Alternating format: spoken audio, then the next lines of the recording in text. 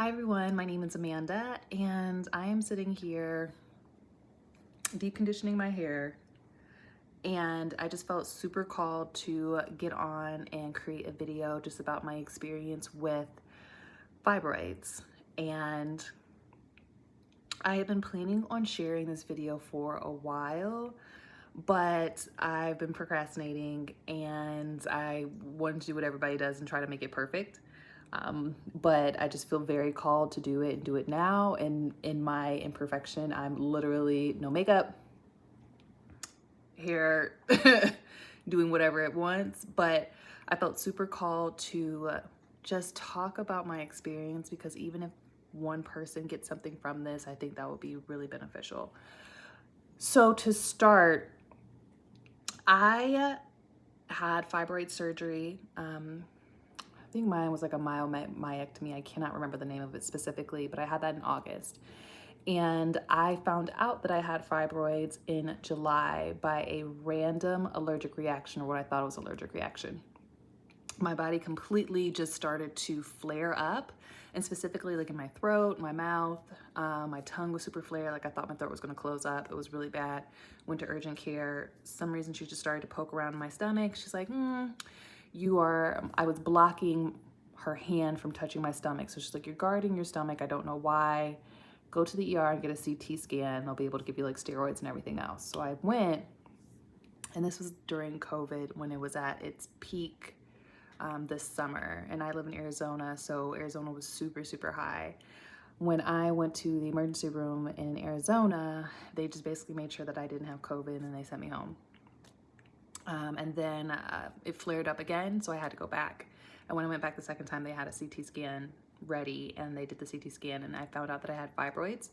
I had two in my uterus. One was the size of a grapefruit, and the other one was the size of an apple. So I had to get surgery immediately. And that was probably like the end of July. And then my surgery was scheduled for the beginning of August, so like August 14th, 15th, I think. When that time frame between when I found out to the time that I had my surgery was really hazy, because there's so much going on just in the world. Black Lives Matter was happening. Like it was just like an uproar with that and the movement, and a lot going on with COVID, people losing their jobs, just so much. Specifically for myself, I was going through my own things that were really hard and traumatic for me. And so this diagnosis of the fibroids, I didn't understand the severity of it. I had done my research. I knew that it was common among African American women. And just talking to my doctor, he was really he's very laid back and very chill, maybe a little bit too much, because he's like, yeah, we'll go in. There's a certain procedure that they could do where they basically just make small incisions in your stomach and they take the fibroids out piece by piece. And so that way they don't have to actually do the surgery and it's less recovery time. However, my fibroids are so big that they actually had to do the surgery. But he was like, yeah, we'll go in, we'll make like a small little 2-3 inch incision, take them out, you'll be good to go. Just a few weeks, a couple of days in the hospital and a few weeks outside for recovery. So I'm like, okay.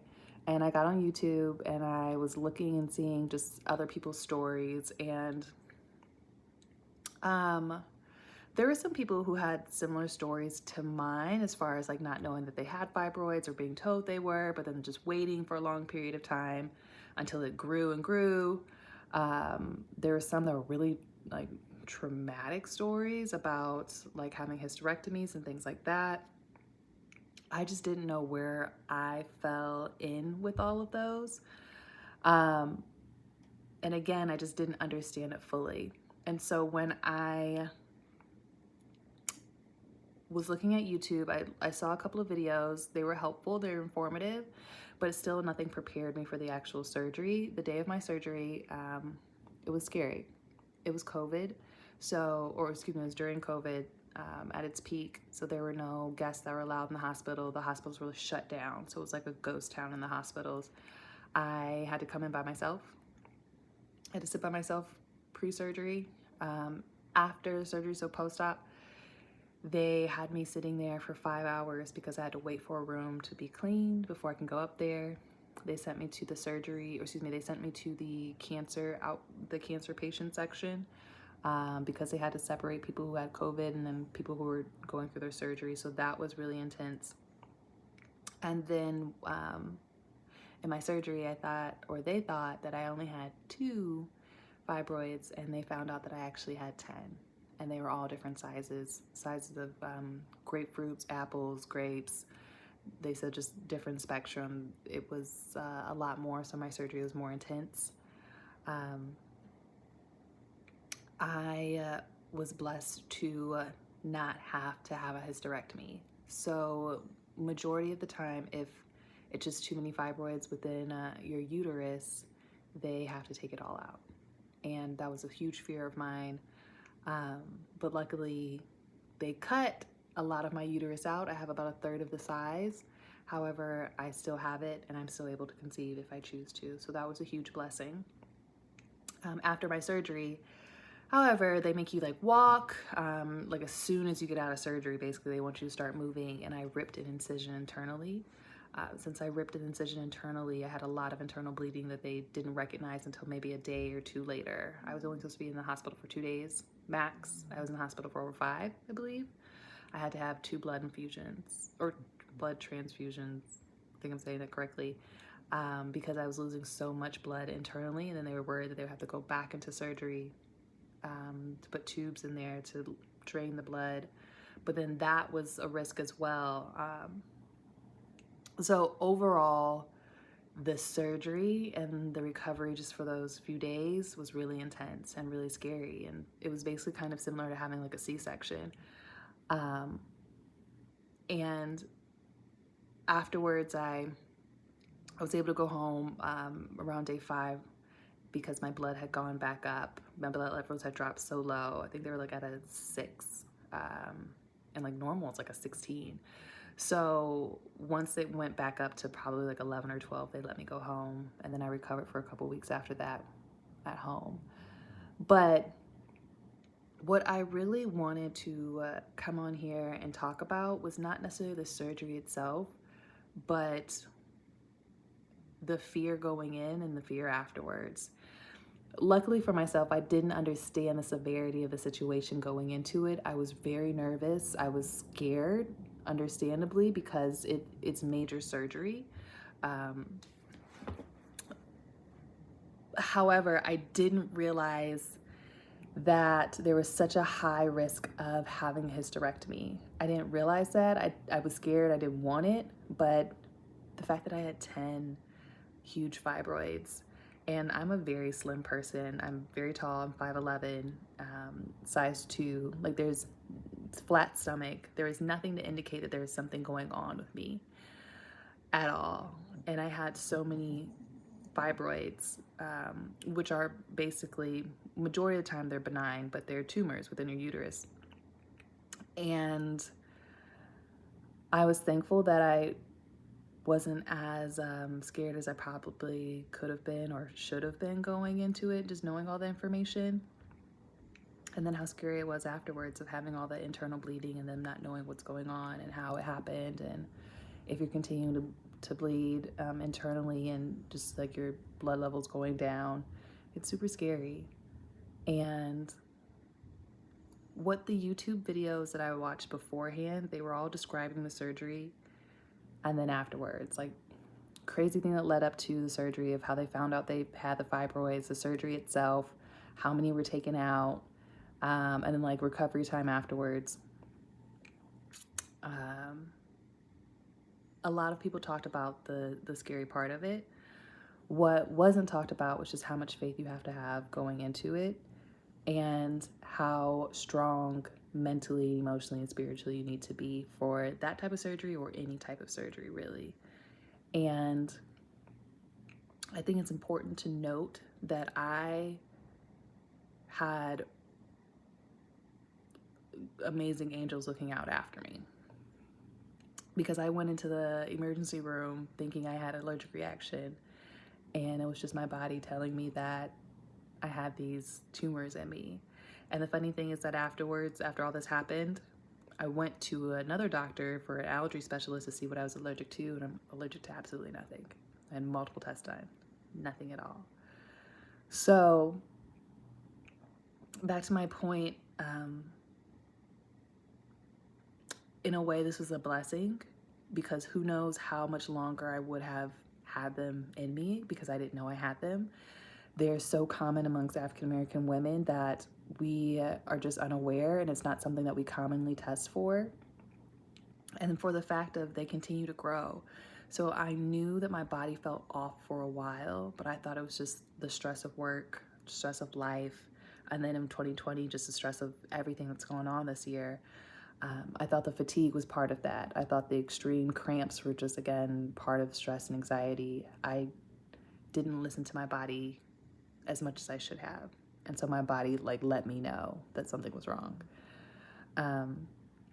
But I feel really blessed that I found out and that it happened so quickly, and that I had an amazing support system as well. I had tons of friends and family that would call and FaceTime me, because in COVID, during that time, you weren't allowed to have guests. And so I had to be there 5 days by myself after surgery.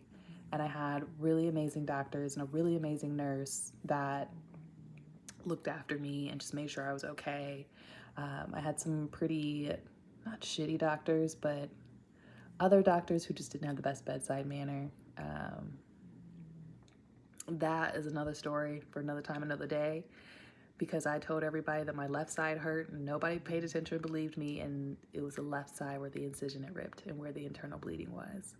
And so I was slowly losing blood in that area, and I knew that something was wrong and no one would pay attention to it. But we'll come back to that. However, I had an amazing support system in the hospital, outside the hospital. After I left the hospital, I had tons of friends and family who just consistently checked on me, made sure I was good, and I just felt so completely protected and safe and just blessed. And so, as I said before, the YouTube videos that I saw beforehand, they were super informative. They let you know what possibly could happen. They let you know what happened in their situation. But one thing I was missing is that how this is going to be okay, and to have hope, and to really just know that you are being watched over, that you have so much support, you have so much love, because I think having that positive attitude going in, having it during, and having it after is what's going to make or break the situation for you. And that's in anything in life. I had gone through my own spiritual journey, and that was really just a test of my faith and a test of just letting go and letting God, just whatever outcome happened, but just feeling and knowing that I was truly safe and protected. And I knew it and I felt it, and I'm on the other side better from it. It's been quite a few weeks. It's November now, so it's been a couple of months. I'm healing really well. I feel really great physically and emotionally, and I'm more aware of my body and what's going on with me. And not only that, again, I felt so blessed in that time period of feeling, or when I probably should have felt shitty, when I probably should have felt like this is the hardest thing ever, and this is the scariest thing ever, and are these tumors benign, are they not? All those things that we're in the middle of COVID, all of those things that are scary as shit. I felt good. I felt strong. I was scared. I was nervous. But I felt like, you know what? I'm going to come up on the other side better than before. And I have. And so if there's anything that I want someone who's going through a similar experience to take from this, it's just to have that faith, have that hope, have that strong sense of knowing that you'll be okay, that you will get through this, and you'll be better on the other end, and you'll make it. And there may be hard moments, tough moments, but whatever moments, you'll be able to handle it. And you have that support, both physically and spiritually as well. So I hope that this video helped you. I hope that you were able to learn some things, but if anything, I hope that this video gave you peace if you are going through a fibroid situation as well. And leave me a comment if you have any questions. All right, thanks.